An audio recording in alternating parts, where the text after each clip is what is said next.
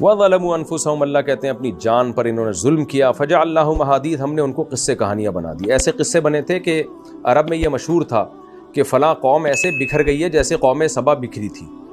کیونکہ جب یہ سیلاب آیا نا، اب یہ ضرور ہے کہ اس میں ظاہر سارے برے نہیں تھے، جو غریب لوگ تھے ان کی تو یہ تمنا نہیں تھی کہ لمبے لمبے اسفار ہو جائیں، لیکن جب قوم پہ اجتماعی عذاب آتا ہے تو دنیا میں پھر سبھی پستے ہیں.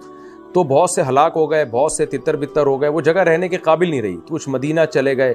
بنو قریظہ اور اوس اور خزرج جو یہودیوں کے قبیلے تھے، کہا جاتا ہے کہ ان کے تانے بانے بھی اسی قوم سبا سے ملتے تھے، یعنی یہ بھی وہیں سے آ کے تتر بتر ہو کے وہاں آباد ہوئے تھے. اور بھی دائیں بائیں بہت ساری قومیں کچھ شام میں چلی گئیں. تو عرب میں یہ مثال دی جاتی تھی کہ فلاں قوم ایسے تتر بتر ہوئی ہے جیسے قوم سبا ہو گئی، یعنی وہ ایسے قوم رہی نہیں باقی، کوئی کہیں چلا گیا کوئی کہیں چلا گیا، ان کے مذہب بھی تبدیل ہو گئے. تو اللہ فرماتے ہیں کہ